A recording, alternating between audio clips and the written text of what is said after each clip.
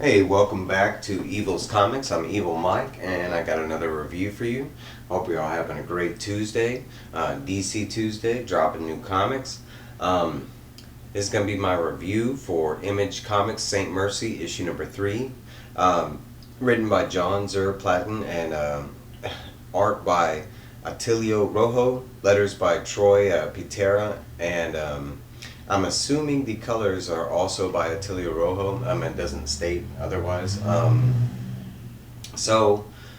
those of you not well versed in Saint Mercy, it is a really well done comic. It's one of my top reads so far.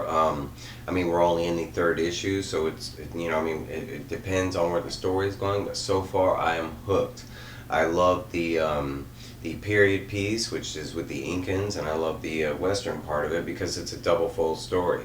The first part of the story, we're in the Peruvian mountains like 500 years ago before the main story takes place, and it follows Totalissica, who is preparing to be sacrificed for the Incan gods to prosper, her people and stuff like that.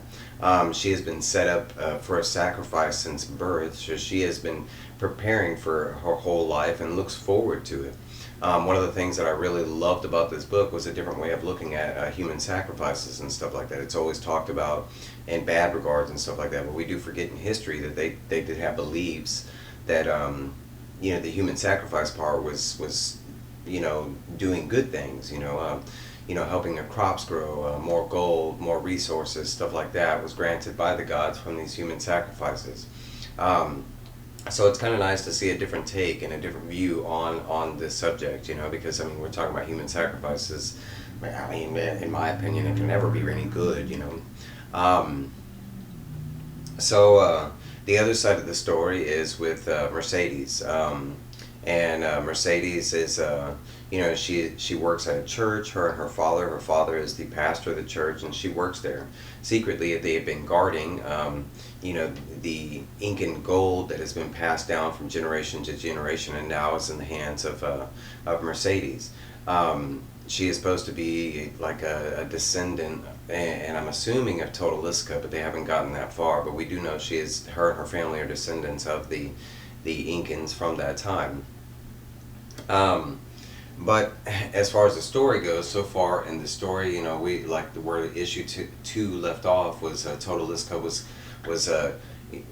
right there about to do the ceremonial sacrifice, and that's where I left off. And then with Mercy on her end of the story, someone that came into her church, a bad guy, and he ends up starting some he had ended up getting shot and goes to the church for sanctuary and ends up finding that he ends up getting kicked out of the church, and he goes to this bar and he finds like the hidden stash of the Incan gold that Mercy and Mercedes and her father were protecting. He does find like the golden headdress helmet that is featured on the cover, and it was Totaliska's back in the day. But he ends up running off, and he ends up finding the rest of his bad guy crew, and they kind of they know that there's more gold than just the helmet thing, so they end up killing him, and they go back to the church, and that's where the second issue left off in that story. So with all that being said, and caught up on the story and everything, it basically starts out exactly where the story left off. Totaliska is this, that they're showing more of the preparation for the ceremony. It's not just Totaliska that's getting sacrificed. She has a friend that is, in her opinion, the more bodied sacrifice, because the sacrifice, they are supposed to be like one of the wives of this Incan god in the afterlife. And with Totaliska, we have learned that she cannot bear children. So the shaman, or the head guy who's doing the sacrifices, he knows this, and he's attempting to pass it over where the god doesn't notice that she can't bear children. But as far as like all the sacrifices, he sees that Totaliska is like, she's one of the more prettier, and she's one of the more that takes the religion in every aspect to heart. So that's why in his mind she's the better sacrifice, even though everybody else around him keeps telling him like, bro, she's supposed to be bearing children in the afterlife and she can't, so I'm pretty sure the God's not going to be happy with that. they, and it's just the first couple pages are just more into, them setting up with these sacrifice, like them giving cocoa leaves to numb the pain, that kind of thing, and that's where that side of the story kind of starts off of, and then we get with the what's going on in the church, and Mr. Let's see, what is his name, man? Because I'm so bad with names, but Mr. Frank Danton is the ringleader of the bad guy cowboys that have found out about the gold, and they're going to the church, and now they both have Mercedes and her father kind of a captive, and they're questioning them about the gold. For the beginning part of the story, both her father and both Mercedes are both denying the gold until they finally, he finally pulls out the headdress and he's like, God, well, I know it's here, and there's got to be more. It's not just this.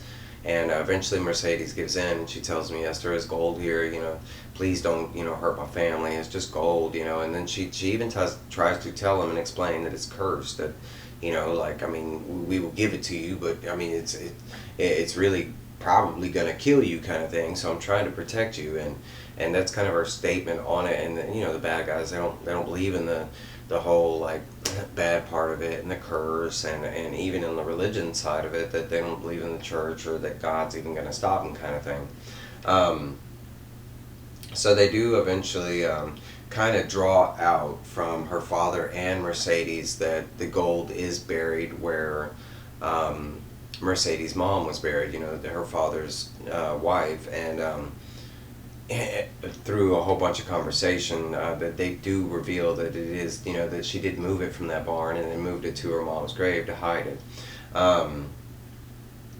As soon as they start to move to, go undig the grave to find the gold, they kind of have like a different commotion that starts out, because they do end up finding the gold. They start moving it back into the church out of the rain, because it is raining, and as soon as they do, one of their guys is by a window, and bam, he ends up getting shot in the head. They do realize that it's coming from a long-barreled gun, a rifle, and they believe, because of the rain and everything, that they had to be a luck shot or something. So another guy takes a peek, and bam, he ends up dying too. We do find out that this is the sheriff, that in the first issue that him and Mercedes were very close, and he was teaching her how to shoot and stuff like that. But you kind of got like a little bit of a romance there. So he's trying to take out as many, he's trying to save Mercedes and her dad and everything. While this is all going on, the sheriff ends up trying to get a better angle to shoot at, and some of the guys are still kind of like moving the gold from the grave inside the church while the shooting is going down. And the Frank Dalton, the main bad guy, he ends up killing the father and throwing him into the grave, stating that he knew it was going to happen all along, kind of thing, the second he lied to him about the gold. The father does state to Mercedes, like before he is killed, that he was ready and he planned for it, kind of thing. So he didn't want Mercedes to be sad or anything like that. Of course, she's going to be sad. It's her dad. But, through all the commotion of the gun fighting going down, we have Mercedes inside, and as soon as inside the church, and as soon as all the shooting goes down with the sheriff and the bad guys, she kind of takes the initiative and ends up like trying to grab the main guy, and she ends up trying to choke him and stuff, and they end up falling down. And as she falls down, he happened to be holding a piece of gold that was a bleeding knife that was used during the sacrifices, those 500 years ago. And as she kind of falls on him, she literally sticks herself with a knife because he had the blade end up, and sadly enough, she ends up dying. The blade is a bleeding knife, and as soon as it's stuck into her, you just see mass amounts of blood kind of flow out of her. Even the bad guy kind of feels weird about the way it happened, stating that it shouldn't have gone down like that. But nonetheless, the bad guys end up like kind of taken off, and they're just shown in the beginning of that. They do flip back over to Totaliska's part in it, and they're going through with more of the sacrifice, where she is the last sacrifice, and let's say there's like 8 ahead of her, and basically we get to see a little bit of like, them feeding the cocoa leaves and putting them on the altar, the stabbing, and then after they have been bled dry, they are thrown off a massive cliff, to an Incan cemetery, let's just say, from other past sacrifices. And they kind of go through like, showing you one or two, and finally they do get up to Totaliska's friend that was the better offering, and they do state that she dies beautifully, and then it's next in line for Totaliska. They do flip back over in the story, and they're catching up with the sheriff, and now that the bad guys have kind of like taken off, he's managing down to the church, checking on things, and he does end up finding Mercy, and we do get it is revealed that he did love her, and he kind of regrets that he hadn't been more romantically involved with her, and now because of her death he's going to become this total different version of the man that he was, because he's going to hunt down these guys and kill them.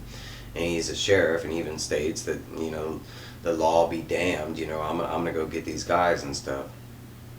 He does end up like, kind of closing Mercy's eyes and kind of taking care of the body for a little bit, and then he kind of takes off after the bad guys, knowing that they're not that far ahead of him.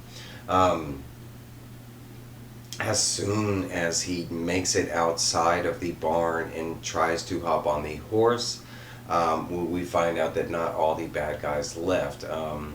That Frank, the main leader of the group, had stayed behind, knowing that the guy would eventually come to the church. He let his crew go off, to fake him out, and basically he just waited around by the horse. And the second he tries to get on the horse, that's when the bad guy comes behind his head, and he's like, he gave it a good run, blah, blah, blah, now you're going to need to sacrifice that gun. And our sheriff is just like, oh, heck no, And sadly enough, he is shot in the head and with chunks and everything, and he dies. They show the bad guy, taking off to go catch up with the other bad guys, and then they flop back over to Totaliska's point in the story, and she's, making it up to the altar for, her sacrifice time. There are the chieftain, and he has like an assistant that is helping him with the sacrifices, and he even makes a plea to the shaman, like, come on man, the gods are not going to like this if we try and do this. They know she can't have children. And the shaman ends up beating the guy and tell him, hey man, don't spread those lies, and don't say that again, people are listening, especially the gods, kind of thing. We're trying to trick them, and like, he ends up getting Totaliska on the sacrifice thing, and all of a sudden there is a huge monument that is behind them that is in respect of this god. It's a statue of him, and instantly it blows up, and you see the god and all his fury and everything, and it is glorious. It was really cool. But he shows up, and he tells the shaman that he has seen past his ruse, and not only that, but he can read Totaliska's thoughts and her prayers, and she's basically told the god everything that he needed to know, that they were trying to cheat him, that the sacrifice would not be a good sacrifice, and at that time the god puts a curse on all the gold and the Incan people, saying that the gifts are to be forever damned, and basically after that, we just see all these it looks like past sacrifice members that have sadly been killed off and now are in the afterlife, but it looks like a whole bunch of like ghost kind of zombie Mayans that come from that statue and kind of start just rummaging through the temple, and they're just killing everything off. I mean, you see like tons of the Mayans that were there for the ceremony, and they end up getting killed off by the zombie horde or whatever. And not only that, anybody that had the Incan gold that were wearing or they were holding it, it instantly starts burning and catching on fire. Even Totaliska starts stating, oh my god, the helmet is on fire, and she ends up throwing it down. The shaman that had the bleeding knife that was about to do the sacrifice, he ends up, it ends up catching fire in his hand, and he ends up throwing it down, and you do see that the zombie guy kind of, takes him out or whatever. And they flip back over to Mercy as soon as this happens, and No, not Mercy, Mercedes. But they flip back over to Mercedes, and they show her dead. And at the very end of the comic, they do show that one eye opens up, and then she starts to get up, and it looks like the soul or spirit of Totaliska has entered her body, and that's kind of where this the end of this issue takes off. And they do show a little like a preview onto the next issue from the cover, and it just shows that Mercedes is in full Totaliska mode, and she kind of has those zombie Mayan ghosts, and it looks like she's just sending them out to kill the bad guys kind of thing.